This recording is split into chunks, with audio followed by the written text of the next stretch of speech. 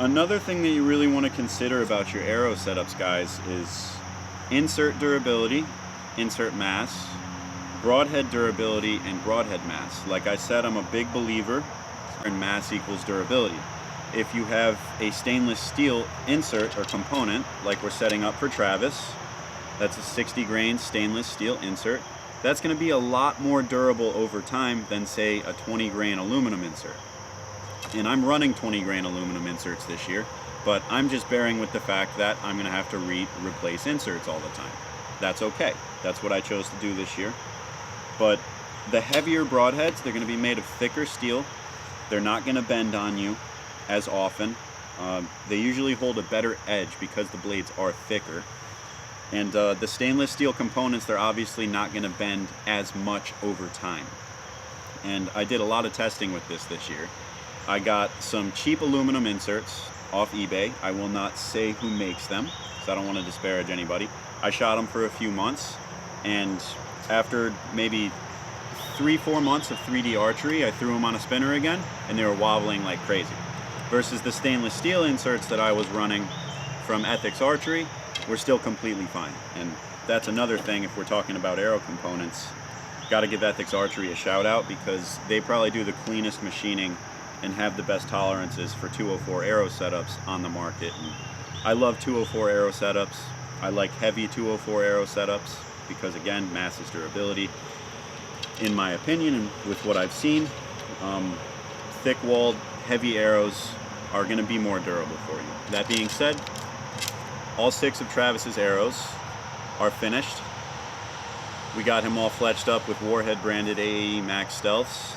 They're going at about a 4-degree helical to the left because we clocked Andrew's bow, and Andrew's bow casts a bare shaft to the left. That's another thing that I'm going to highly recommend that you guys do when you are getting into an arrow setup. And your bow will tell you which way it clocks an arrow with any arrow. So cut the fletchings off of your arrow, walk up to a target 2-3 feet away from it. Shoot that target with good form.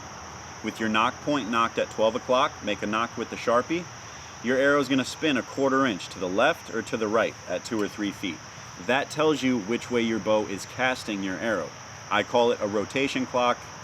I'm sure there's other terms for it, but it's very, very important for achieving forgiveness in both groups at long range and broadhead flight. I've noticed that, and I just did this year because one of my mentors recommended that I do it, because I asked for a right fletched arrow, and he was like, well, why are you asking for that? And I was like, well, I don't know. I guess I like the word right. And then he said, well, you don't know that's proper because you haven't clocked your bow. So clock your bows, guys, before you get your fletch work done, because fletching to the clock of your bow, if your bow clocks left, fletch left, right, so on and so forth, just doing that will give you a bunch of forgiveness. And I mean, even if your bow's not perfectly tuned, it'll give you a lot more forgiveness in your broadhead flight.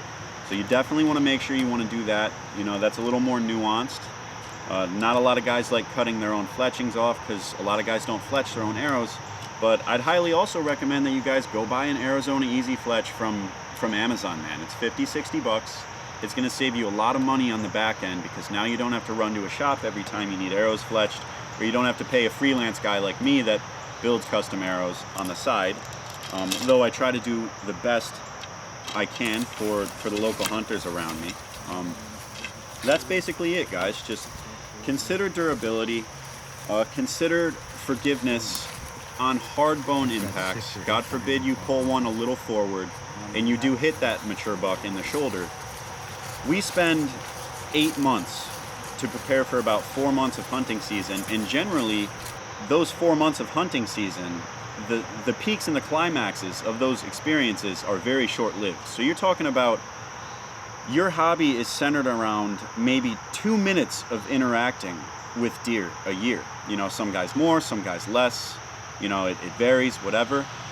But really take into consideration what you're shooting at that animal as far as your arrow, because there isn't a single bow on planet Earth that has ever killed an animal. It was always the arrow that killed the animal. Some of these arrows, you could throw them and they're going to kill these animals. People have killed deer with blowguns. You know, Tim Wells has done it all the time. I know he's nuts, and a lot could go wrong if you hit a rib with a blowgun. But my point is, we spend a lot of time setting up for these encounters with these mature bucks. And I personally, when I know that I did everything right to fool that deer, trick him, play his game, find where he slept and ate, and I got him within 20 or 30 yards of my tree once or twice, I want to know that my arrow is going to stick in a cinder block. You know, I'm a little nuts. I shoot 600 grains. My buddy Adam's shooting 690. Just take that into consideration, guys, because a lot of times these bucks are coming in on you quarter two. And if you're not ready with an African safari arrow, which I know it sounds crazy, because you can't take a 600, 700 grain arrow to tack and shoot 110 with Dudley, there is something to be said for shooting whitetail at 20, 30 yards with a heavy arrow setup. And this is how I do it, and I think this is how Travis is going to start doing it. Travis is shooting 500 grains on the dot this year, which is a big step up from his like 410, 420-ish setup, and a lot more of our weight's concentrated in the front. So without further ado, let's shoot some of these things.